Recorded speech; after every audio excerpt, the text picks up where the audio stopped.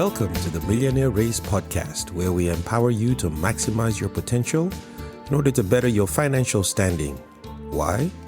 So that together we can solve many of the socio-economic problems that face the African American demographic today. My name is Toxi Ogunyemi, your host, and as always, happy to have you with us on the show today. Make sure you subscribe to the show so that you can get alerts when new episodes are made available. Also, if you'd like to reach us, our email address is toxi@themillrace.com. That's Toxi, Toksy, at themillrace, THEMILRACE.com. Drop us a line if you have any questions, comments, or if you'd like to be a guest on the show. We'd be happy to have you. African Americans make up 12% of the U.S. population, but only control 2 to 4% of the wealth. That is a very low percentage, which generally means that there is very little money flowing through the African American community. Hence, a lot of the problems that face the African American demographic in our society today. Why is the range 2 to 4%? Well, there are several reasons for that. One is, of course, based on the different places where this economic data is gathered from, but there's also another reason for that.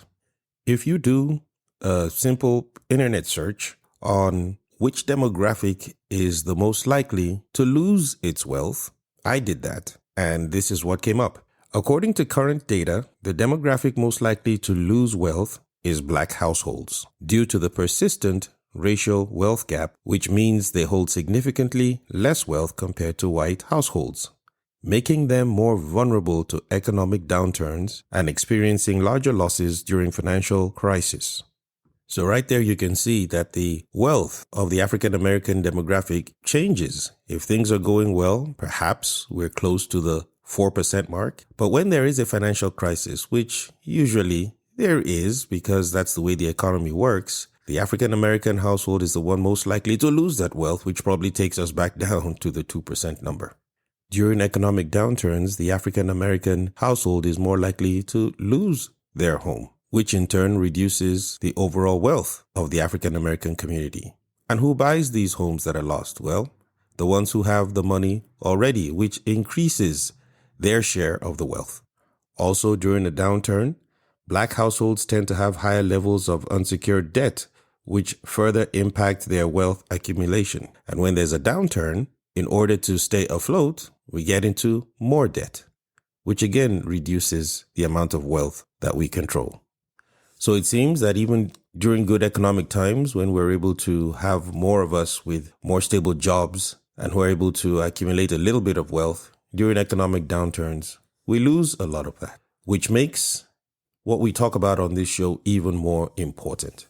We have to not only increase the amount of wealth that we control, we have to learn how to keep it as well. The way I believe we get there is by attaining the millionaire race goal of each African American household having a net worth of at least $1 million. It's a goal that we can definitely achieve. And hopefully you set your New Year's resolution to join us on this journey this year as we walk through exactly how to get there, to make sure we're all on the road towards attaining that goal. Last week, I introduced you to what I call my 5-3-1 method for financial success.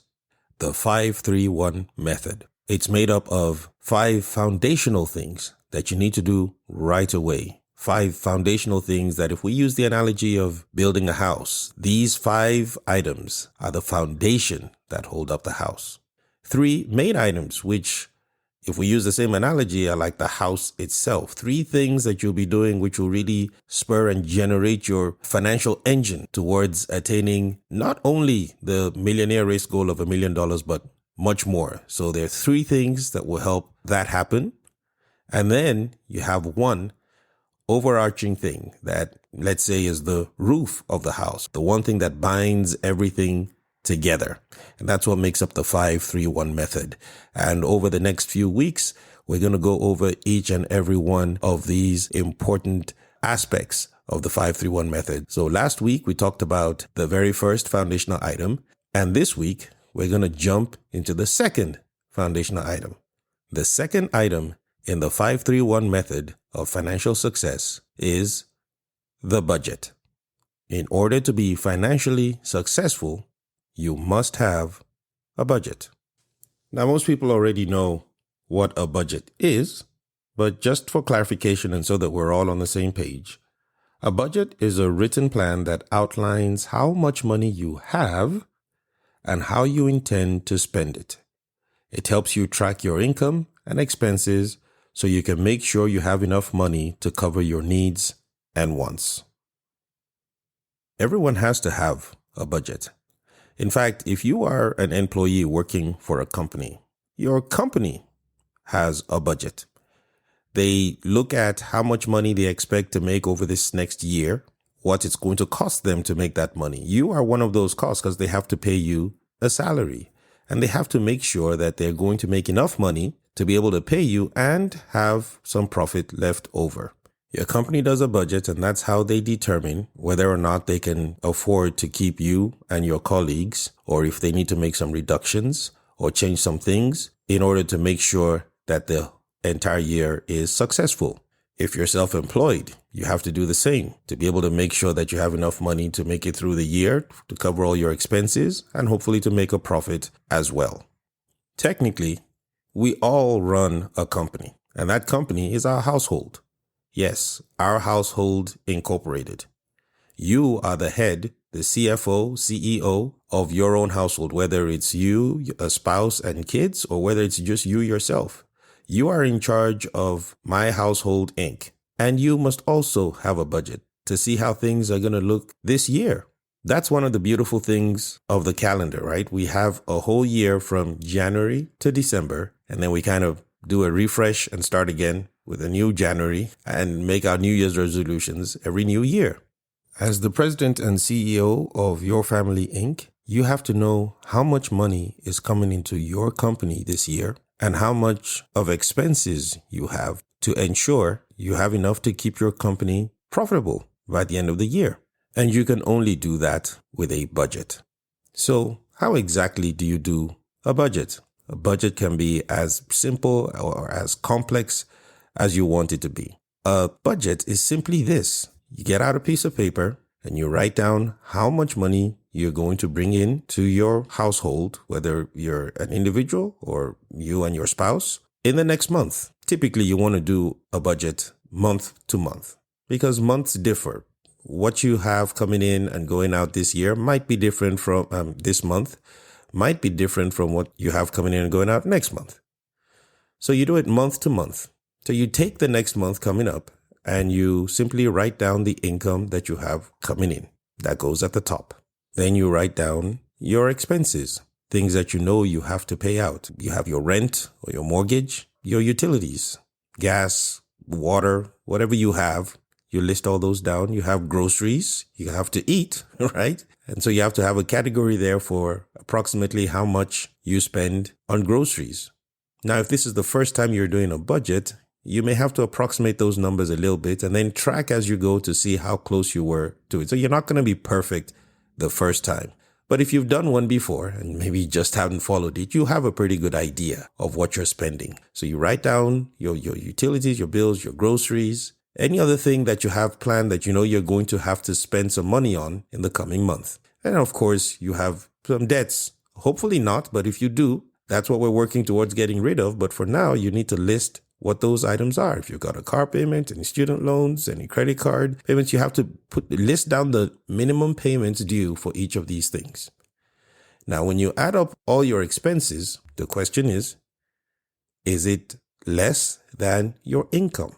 That's the goal. That's the hope, right?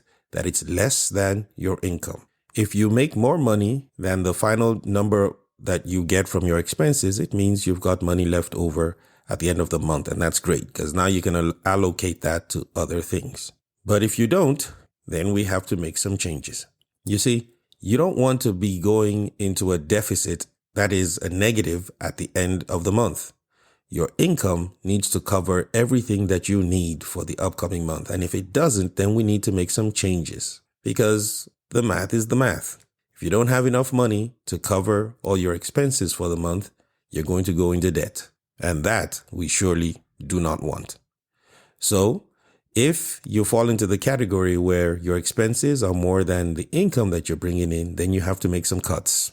You have to cut down things off your list. Of course, you need to take care of your main things, your utilities, your groceries, anything else that you can cut off that you have to cut until at least your income that you're bringing in covers all the expenses that are going out. And that's just us getting this budget to start working for us. As we get ourselves financially stable, we'll be able to make some tweaks and increase that, because one of the main things is getting our income higher so that it covers not only our expenses, but there's so many other things that we want to do in attaining the goal of $1 million net worth, right? But first of all, this foundational item, the second item on the 531 method is, at least for today, your budget has to work. You have to be able to cover all your expenses for the upcoming month and the months after that as well. But you want to start, if you're new to budgeting, you want to just start with 1 month at a time. And of course, once you put these numbers in, once you've listed all the numbers on your budget, then you have to follow the budget. Because I know there's some people who are saying already to themselves that, yes, I write a budget, but it doesn't well. You have to let the budget take control once you have written it down. If you are serious about getting yourself out and putting yourself on good financial standing, you have to follow the budget that you wrote. You wrote it, right? So you have to follow it. You will be amazed when you write a budget. One, you will find that there are areas where you were spending more money than you thought. You will find areas where you were wasting money. I mean, how many times have you said, oh, this amount of money came in and I don't know where it went? Well, a budget is going to help you stop that. A budget will help you track where all that money went. And a budget will help you direct where that money should go. So again, if this is the first time you're doing a budget, just get out a piece of paper, write down what your income is, and then make a list of all the things that you're expecting to pay for the next month. If after writing out your budget, you have a deficit, that is, you don't have enough income to cover the expenses, then we have to cut some things in order to make sure that it equals to the income. The expenses equal the income. If your expenses already equal your income, then that's great. Even though we don't have extra money to put to certain things, at least we're not going further into debt. We'll be talking about ways to make more money, to have more income, so that as long as our immediate needs are covered, we'll now have extra money to do other things, saving, investing, things that we'll talk about. If you already have extra money, once you completed your budget, that's great. There's some things that you can start doing immediately, which we'll talk about more in detail in future episodes. But right now, if you're already in that situation, well, the first thing you want to do with some extra money you have is to make sure you've got some savings, right? You need to have, if you have debt, you still need to have some savings, right? So before you start pumping the money into paying off all your debt, you just want to make sure that you take care of all the minimum payments first on that debt to keep it current so that your credit is not being impacted. And we'll talk about credit later, but you need to have at least 1 month's savings as an emergency fund for yourself. 1 month of needs of your families, or what your family or your household needs, should be set aside in an account as an emergency fund. And why? Because anything can happen, right? We just talked about at the beginning of the show a downturn, but it might not even have to be a major economic downturn. It could just be at your job or anything. You have to be able to sustain your family for at least a month at this point. Now, we're going to want to increase that to more than a month later on. But while you still have debt and you still want to take care of paying off and clearing off debt, you want to make sure that you have at least 1 month of expenses in a savings account. So hopefully, if you already have extra when you do your budget, let's start putting that money aside. And if you already have that, well, good. We'll be able to talk about what to do with the extra money, going forward. There are other things to do with that. But right now, it starts with a budget. And before I move on, I just want to make note for those who might find themselves in a deficit or just kind of breaking even on their budget. Take a look around and look. If you're working for a company, are you putting some money towards investing or 401k at your company or something? Well, you might want to pause that for now if you are running at a deficit. There's no point in investing into your 401k at the office if you don't have enough to pay for bills at home. I just spoke with someone recently who was able to do that and bring in an additional amount of money into his paychecks so that he can now focus on, one, not going further into debt, but also paying off debt. And then once the debt is paid off, you can always go back into investing. So just wanted to throw that quick plug out there. There are many spreadsheets for budgets online that you can get. Just Google budget worksheets and hundreds will pop up. You can pick any one you want. You can create your own. I created mine. It's just a simple Excel spreadsheet that lists exactly what I just said. I have listed all my expenses that I know for the next month. And I've been doing this for a while. So a lot of things that you have are the same. If you're paying rent, you know what it is over the next year. If your utilities, you know the average over the next year. You can plug all those in. And so for me, I actually have one that goes from January to December for all the major things that I know that I'm going to have to pay. And that helps me because I'm self-employed. It helps me recognize what I need to do this year to make sure all that's covered. And then for anything else on top of that I want to do, how much money I need to work on. So eventually, as you get better at working on a budget, you start now with just the next month ahead of you. And then as you get better at that, you can plan 90 days and then, 6 months and then to a year. Because the reality of it is right now, the spreadsheet that I have, when I flip from one year to the next, most of the numbers are already there. They don't change very much. The only things that change are different nuances of things that happen one month to the next. Like if you have taxes to pay in one month, that makes it different. If you have children's school fees in a different month, you can plug those in. But other than that, you'll get used to running a budget. Bottom line is, you must have a budget. The Bible says in Luke chapter 14, verse 28, says, which of you intending to build a tower does not first sit down and count the cost, whether he has enough to finish it? That's beautiful. I mean, the next year for us is just like building a tower. And you have to be able to sit down and make sure that we have enough to finish building this tower. Otherwise, we'll be going into debt and we'll be running into all kinds of problems. And that's what we're trying to avoid. A budget is a crucial foundational tool in your financial success. Without a budget, you can't get there. There are no shortcuts. You must have a budget. The money that you make, the income that you bring into your household, the wealth that you bring in right now, they're like your soldiers fighting for you. And you have to direct them to the right places in the right way. If you just send them out and you don't know where they go, then they're gone. But if you focus that income, focus it on the right things in the right way, it will grow your wealth. It will grow your net worth. It will help you achieve and attain all the things that you want to do. It will help you win in running the millionaire race. There is one unique thing with all successful people. They all do a budget. And we need to do what successful people do, regardless of the color of their skin. You must have a budget. With a budget, you can get your finances right. And once your finances are right, once you take care of yourself, once you run this millionaire race and attain this and more, then you can pass that on to your children. And your children can pass it on to their children. You change your family tree completely. I'll end with this. Just this past weekend, I was at an event, and on one of the nights, a gentleman and his son sat next to me, and we started talking. He was a very nice middle-aged man, Caucasian, and we were talking about many different things. And I proceeded to ask him, what he did for a living, and he said, I am retired. I was, what, retired? It's like, aren't you a little young to be retired? He laughed and he said, well, actually, I've been retired for 8 years. It's like, 8 years? Goodness. I said, how did that happen? He said, well, I owned a small company and I worked at that company for 26 years. I worked in growing it and diligently doing all that needed to be done to make it a good, successful company. And then somebody came, we weren't looking to sell, but somebody came who really wanted the company badly and bought it from us, and I was able to retire. And I was like, wow, that's great. And in talking with him further, it turns out that the company that he had, his father had the same type of company.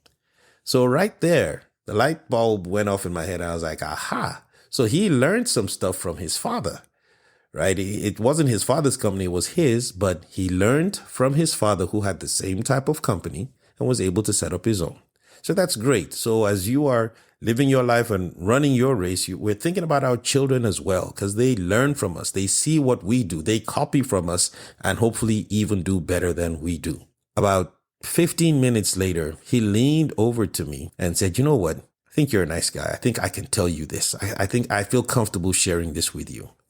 And he proceeds to tell me that his parents, who have now passed away, had in their time, because they were able to, they lived, it was a modest life. I mean, they weren't extremely wealthy by any means, but they had a small business, looked after their funds, and were able to buy 200 acres of land not far from where we were. Now, at that time, the land was not worth very much because it was rural. There was nothing there. But they invested their money in that. And when they passed on, they left everything to them without any debt on it. Well, that land, he was happy to tell me, they were offered $2.5 million for that land in 2021, which they turned down at the time because he had by then retired and felt that the land would probably appreciate as things were now beginning to grow in the area in terms of buildings and development. Well, he said just the other day before he came to this event where we met, they had been offered $13.6 million for the land. And talk about generational wealth. He said, you know, my son next to me doesn't even know that I have that, and we're not going to tell them yet. He doesn't know that he's set up for life. Now, that all started from somewhere. Started from his parents, right? His parents, who had the same type of company that he set up, showed him the way. Had the foresight to be able to buy that land. Again, the land was not 13 or 0.6 million or 2 million when they bought it. It was way less because they just had the foresight then when things were cheap to invest. And we'll talk about investing later on this show. I share this story to let us know that this stuff is possible for all of us, but we have to take action. Everything I mentioned there had to do with taking action. The parents took action. The son took action. He did something. And so the stuff that we're talking about are the basics that we need to do first before we do even bigger things. Today we talked about the budget. That's the main action that you and I need to either start doing or continue doing. You must always have a budget. If you do that, you are setting yourself up on the road for financial success. My name is Toxio Gunyemi.